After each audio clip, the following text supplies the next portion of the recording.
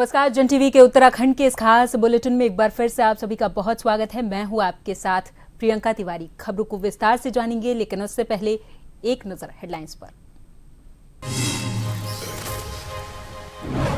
धामी सरकार के 3 साल पूरे। मुख्यमंत्री ने देवभूमि के लिए शानदार, ऐतिहासिक और इतिहास निर्माण करने वाला बताया। जनता से जो वादे किए वो हुए पूरे।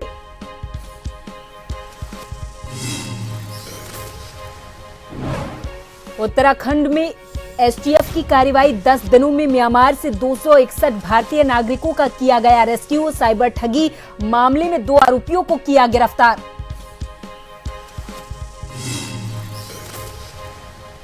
उत्तराखंड परिवहन निगम ने बढ़ाई डीलक्स वोल्वो बसों की संख्या। बसों के 60 फेर बढ़ाए गए। गर्मी तेज होने पर पर्यटक करते हैं उत्तराखंड का रुख।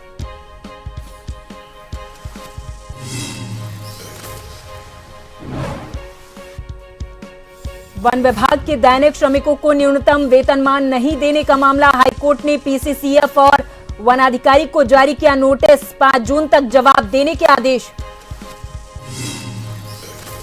और ईद पर बांटी जाएगी मोदी धामी ईद किट। उत्तराखंड वक्फ बोर्ड का फैसला। प्रदेश के गरीब मुस्लिम वर्ग के चेहरे पर दिखेगी मुस्कान।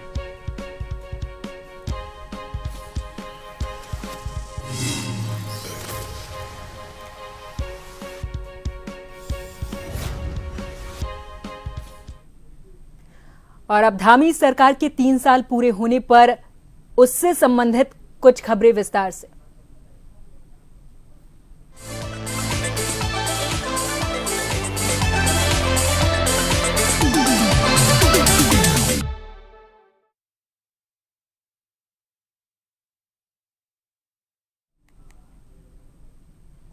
धामी सरकार के 3 साल पूरे होने पर मुख्यमंत्री पुष्कर सिंह धामी ने प्रेस वार्ता की है।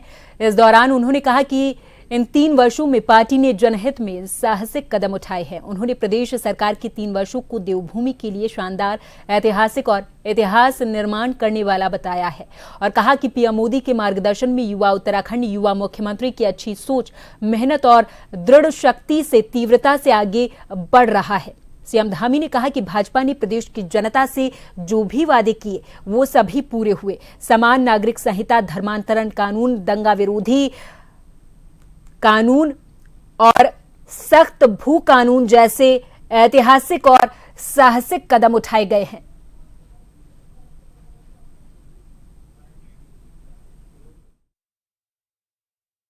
हमारी क्षमता है, जो हमारे अवसर है, उन अवसरों को कैसे राज्य के हित में बदल सकते हैं, राज्यवासियों के लिए बदल सकते हैं।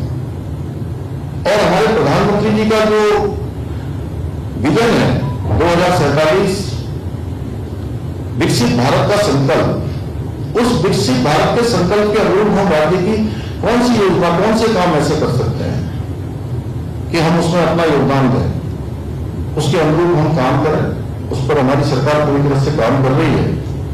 देहरादून में हो या हमारे अन्य शहर में, उन शहरों में जाना कैसे आसान हो। अभी दिल्ली से देहरादून एक्सप्रेस वे के चालू होने के बाद एक बड़ी चुनौती ट्रैफिक मैनेजमेंट की हमारे सामने आने वाली है। आप समझिए कि 2 से ढाई घंटे में जब देहरादून से दिल्ली और दिल्ली से देहरादून पहुंचेंगे तो निश्चित रूप से ट्रैफिक व्यवस्थित करना एक बड़ी समस्या होगी। उसको लेकर हम पहले ही जो है रिंग रोड के निर्माण पर काम कर रहे हैं। हमारा जो बुंदाल से लेकर इस्मा तक चारों तरफ से बाईपास बनने, जो हमारा ये रिंग रोड एक्सप्रेस वे जो बनकर आ रहा है, उसके साथ उसको कैसे एलिवेटेड करें, कैसे उसको जोड़ें, उसको हम भारत सरकार से भी काम कर रहे हैं, राज्य सरकार के स्तर पर भी हम काम कर रहे हैं।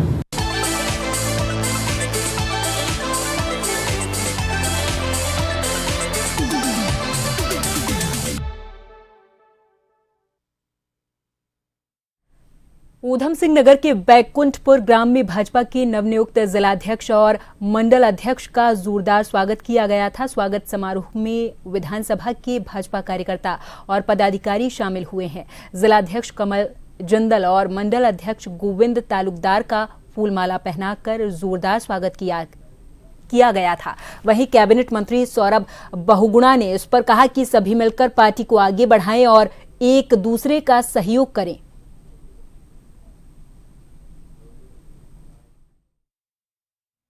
गोविंद तालुकदार जी को नवनियुक्त मंडल अध्यक्ष जो बने हैं शक्ति फार्म में उनका स्वागत समारोह हुआ है। हमारे बने उनका स्वागत समारोह शक्ति फार्म बैकुंठपुर में हुआ।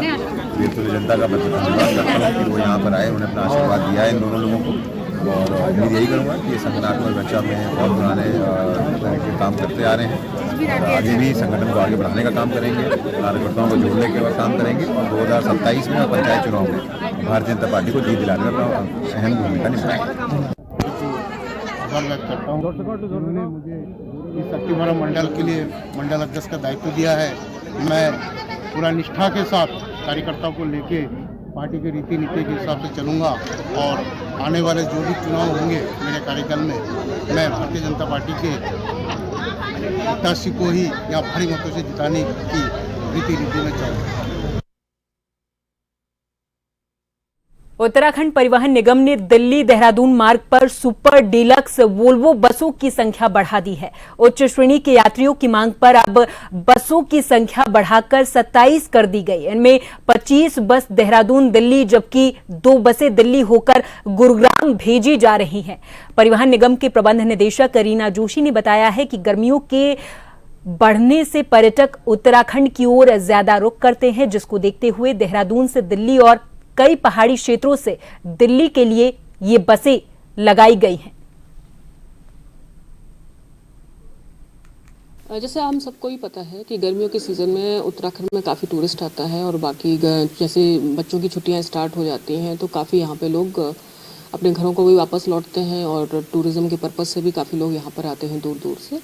तो उसको देखते हुए उत्तराखंड परिवहन निगम ने दिल्ली के लिए अपने फेरे बढ़ाए हैं। कुछ बसेस लगभग होली के टाइम से ही लगभग 60 के अधिक बसेस इस रूट पे और एक्स्ट्रा लोगों ने बढ़ाए हैं, फेरे बढ़ाए हैं, क्योंकि यहाँ से ही काफ़ी लोग उत्तराखंड को आते हैं। तो ये पूरे गर्मियों में चूँकि लीन सीज़न था तो कुछ बसों के फेरे कम कर दिए गए थे, तो अब ये हमारी सारी बसों के फेरे इस साइड बढ़ा दिए गए हैं ताकि उत्तराखंड परिवहन निगम को अधिक से अधिक रेवेन्यू का सृजन किया जा सके और लोगों को भी सुविधा हो सके। इसी तरह पहाड़ से भी दिल्ली के लिए भी फेरे बढ़ाए गए हैं और क्योंकि काफ़ी लोग वापस आते हैं तो यहाँ पहाड़ों से भी दिल्ली के लिए और दूसरी जगह पे फेरे बढ़ाए गए हैं।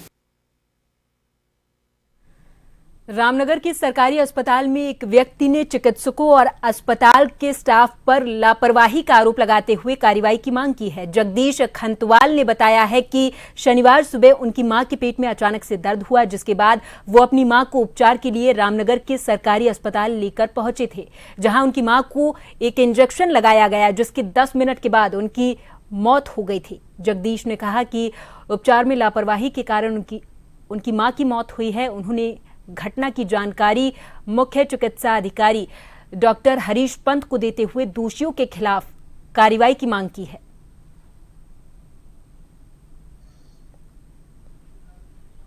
गया जाके उनको मैंने 3 बार उनको कहा कंपाउंडर को कि भाई साहब उनकी तबीयत ज़्यादा खराब हो गई इंजेक्शन से, आप देख लो उन्हें, मगर वो एक बार भी उठ के नहीं आए। एक मैडम थी वहाँ पे बैठी हुई, 2 बार उनको कहा मैंने कि मम्मी की तबीयत खराब हुई, आ जाओ आप देख लो उन्हें। उनको ठंडे हाथ पे ठंडे पड़ गए, क्या है वो बोल नहीं रही है इस तरह का, आओ आप उनको, मगर वो आपस में गप्पे मारते रहे, मगर वो एक बार नहीं आए। ऐसी हॉस्पिटल में एक ये हमारे संग नहीं हुआ, ये कई लोगों के संग इस तरह का हो चुका है।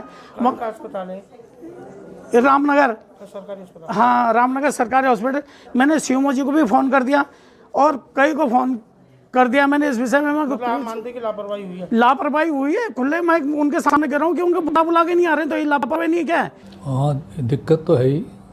मैं अभी जो कम से कम कर्मचारी को, जो हॉस्पिटल के कर्मचारी जब बीमार के साथ के आने वाले के बता रहा है तो देखना चाहिए। और जहाँ तक आज कुछ तो डॉक्टर साहब अभी जानकारी मिली है कि सीएम साहब के कार्यक्रम में गए हैं, और फिर भी अगर इस प्रकार की स्थिति है कि डॉक्टर 11 बजे तक नहीं, मैं 11:15 बजे यहाँ पहुँचा, तो बहुत स्थिति ठीक नहीं है। मैंने जो इनके यहाँ देखते हैं उनसे भी बात की है, मैंने कहा अच्छी, और अंदर भी मैंने उनसे कहा है कि बहानेबाजी नहीं चलनी चाहिए, बहुत हो चुका है, अभी भी संभल जाओ, नहीं संभलना है तो फिर सरकार तो अपना निर्णय करेगी।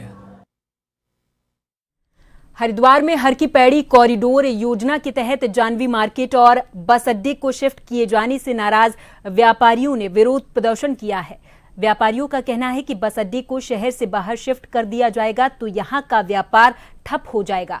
प्रदर्शन कर रहे व्यापारियों ने अधिकारियों की कार्यशैली पर भी सवाल उठाए, नाराजगी जताई है और कहा कि अधिकारी समाधान निकालने की बजाय सरकार को गुमराह कर रहे हैं।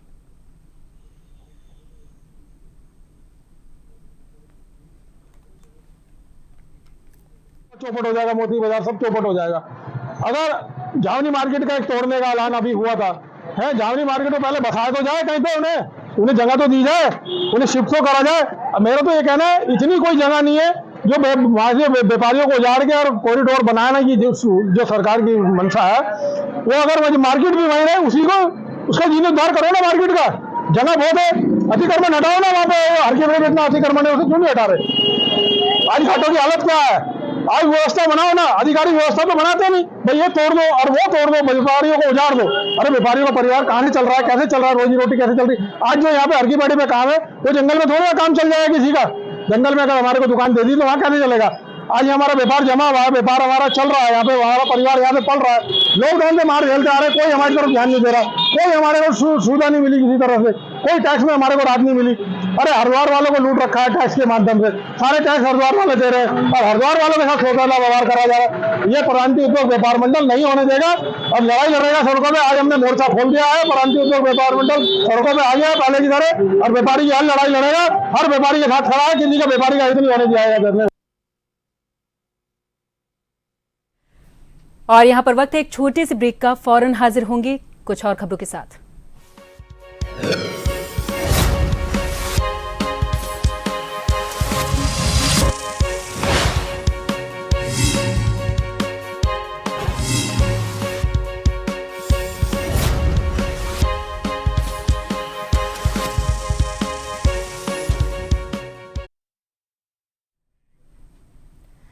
ब्रेक के बाद एक बार फिर से आप सभी का बहुत स्वागत है। अगली खबर की ओर रुख करेंगे विकासनगर क्षेत्र के आदुवाला गांव में, जहां भू माफिया और लकड़ी माफिया अवैध प्लॉटिंग करने के उद्देश्य से हरे भरे बगीचे में हरे आम के 50 पेड़ों को रातों रात काट डालते हैं। बता दें कि इस भूमि पर पेड़ों को काटा गया है, वहां से वन विभाग की चौकी चंद कदमों की दूरी पर है। कहीं न कहीं इसमें वन विभाग के कर्मचारियों की मिलीभगत हो सकती है, ऐसा अंदेशा लगाया जा रहा है।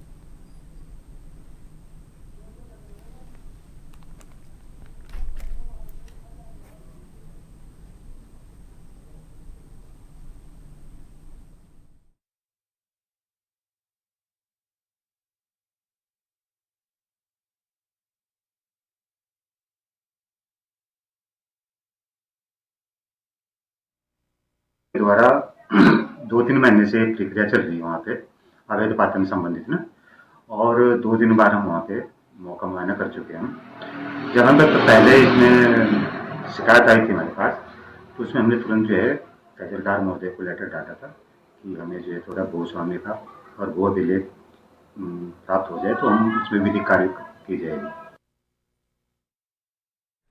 उत्तराखंड में पिछले कई दिनों से अवैध मदरसों पर कार्रवाई लगातार जारी है। जानकारी के लिए बता दें कि अब तक पूरे उत्तराखंड में 110 अवैध मदरसों को सील किया जा चुका है। ये मदरसे बिना सरकार की अनुमति के संचालित किए जा रहे थे, जिस पर मुख्यमंत्री पुष्कर सिंह धामी ने कड़ा रुख अपनाया हुआ है।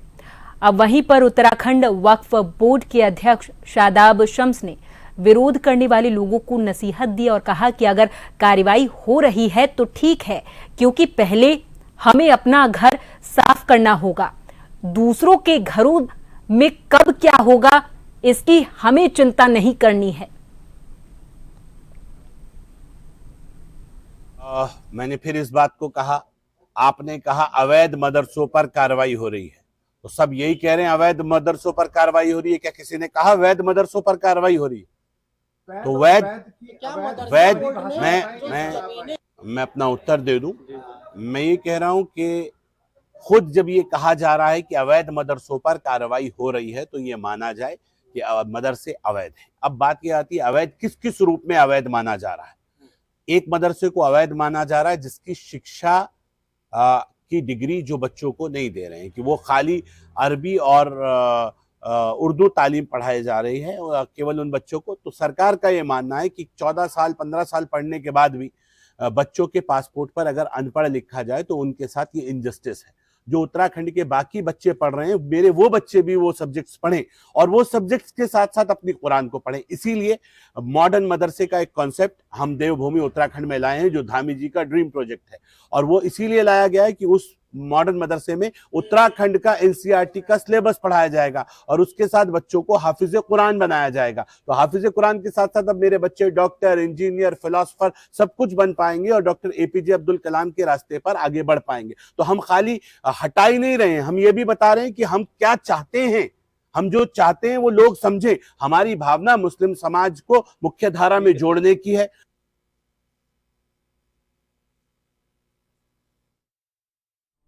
उत्तराखंड एसटीएफ ने देहरादून में महाराणा प्रताप चौक से म्यांमार साइबर ठगी मामले से ताल्लुक रखने वाले 2 आरोपियों को गिरफ्तार किया है। बता दें कि 10 दिन पहले म्यांमार से 261 भारतीय नागरिकों को रेस्क्यू किया गया था, जिन्हें विदेश में नौकरी का झांसा देकर जबरन साइबर ठगी करने वाले कॉल सेंटर में काम करवाया जाता था। रेस्क्यू किए गए लोगों में 22 लोग उत्तराखंड के भी थे। जब एसटीएफ ने इन लोगों से पूछताछ की तो खुलासा हुआ कि कुछ लोग उत्तराखंड के निवासियों के नाम पर फर्जी बैंक अकाउंट बना रहे। मामले का संज्ञान लेते हुए एसटीएफ ने जांच की तो 2 लोगों को गिरफ्तार किया है।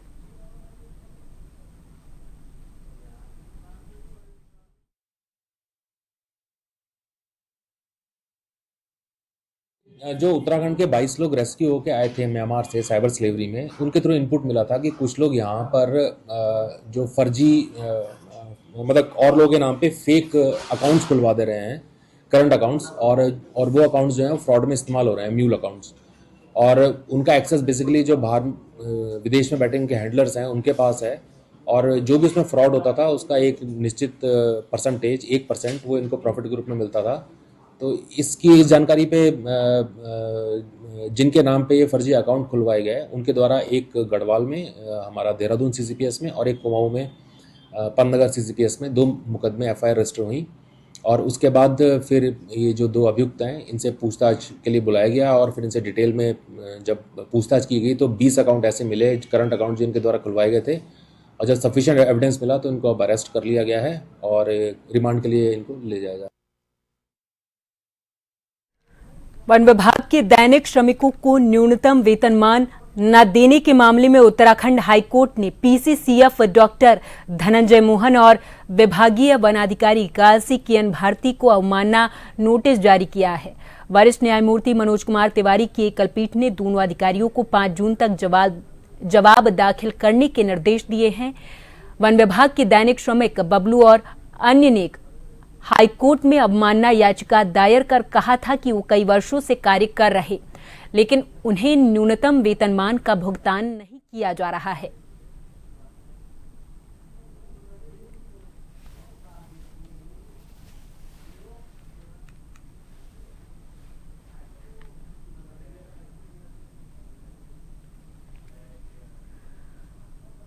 और जानकारी के लिए बता दें कि आज से 10 दिन बाद देश में ईद मनाई जाएगी और इस मौके पर उत्तराखंड वक्फ बोर्ड ने प्रदेश के गरीब मुस्लिम वर्ग के चेहरे पर मुस्कान देने के लिए ईद पर विशेष किट देने का फैसला किया है। वक्फ बोर्ड ने बैठक में यह फैसला लिया है।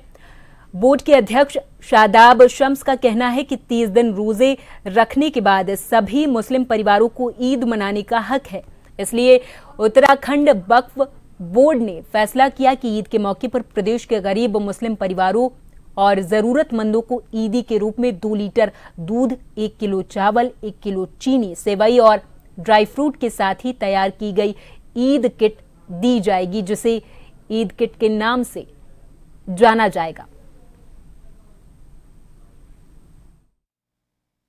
उत्तराखंड देवभूमि है और यहाँ डबल इंजन की सरकार, मोदी धामी सरकार की धमक दिखाई देनी चाहिए। वक्फ बोर्ड गरीबों के लिए बना था, लेकिन इसका इस्तेमाल कुछ चंद अमीर कर रहे हैं। तो वक्फ बोर्ड की एक ईमानदार कोशिश है कि जो गरीब मुसलमान हैं उनको वक्फ का लाभ पहुँचे। रमज़ान का महीना चल रहा है, 10 दिन बाद ईद है, तो हमारी कोशिश है जो गरीब मुसलमान हैं, जो मुस्तहिक हैं, जो यतीम हैं, मिस्कीन हैं, बेसहारा हैं, बेवा बहनें और माएँ हैं, बुज़ुर्ग हैं, उन तमाम लोगों को जिनकी फाइनेंशियल पोजीशन कमज़ोर है, तो क्या उनको ईद मनाने का अधिकार नहीं है? तो उनकी ईद अच्छी मन जाए, वक्फ बोर्ड ने तय किया है कि वक्फ बोर्ड एक ईद किट उन लोगों को देगा और उस ईद किट के अंदर 2 लीटर दूध होगा, 1 किलो चीनी होगी, 1 किलो चावल होंगे, खुशबू होगी और सिवई होगी, ड्राई फ्रूट्स होंगे। तो एक छोटा सा पैक बना के उत्तराखंड वक्फ बोर्ड की ओर से ये दिया जाएगा। 23 मार्च को धामी सरकार के 3 साल पूरे हो रहे, जिसे लेकर प्रदेश भर में कार्यक्रम आयोजित किए जाएंगे। इसकी जानकारी सूचना महानिदेशक बंशीधर तिवारी ने दी है। उन्होंने कहा कि मुख्य कार्यक्रम देहरादून में आयोजित किया जाएगा, जबकि सभी विधानसभाओं में सीधा प्रसारण होगा। उन्होंने बताया कि जिला मुख्यालय में आयोजित होने वाले कार्यक्रमों में बहुउद्देशीय शिविर आयोजित किए जाएंगे ताकि लोग समस्याओं का तत्काल निदान पा सके। वहीं आज अल्मोड़ा में भी सरकार की उपलब्धियों पर कार्यक्रम आयोजित किए गए हैं, जिसमें मुख्यमंत्री पुष्कर सिंह धामी ने शिरकत की है।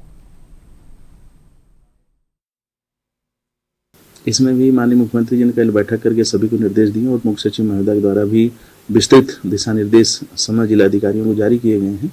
मुख्य कार्यक्रम देहरादून में होगा और उसका प्रसारण सभी विधानसभा क्षेत्रों में अलग अलग किया जाएगा। एक कार्यक्रम 22 तारीख को अल्मोड़ा में भी आयोजित होगा, जिसमें माननीय मुख्यमंत्री जी प्रतिभाग करेंगे। साथ ही साथ जो 3 वर्ष पूर्ण होने पर जिलों में जो कार्यक्रम होंगे, सेवा दिवस के रूप में मनाया जाएगा। निःशुल्क चिकित्सा शिविर के साथ बहुउद्देशीय शिविर भी आयोजित किए जाएंगे, जिसमें अलग अलग जो सरकारी सुविधाएं हैं, जो योजनाएं हैं, उनका जो लाभ है वो प्रदेश की आम जनता को मिलेगा। और इसी के साथ इस बुलेटिन में फिलहाल के लिए मेरे साथ बस इतना ही। आप देखते रहें जन टीवी। नमस्कार।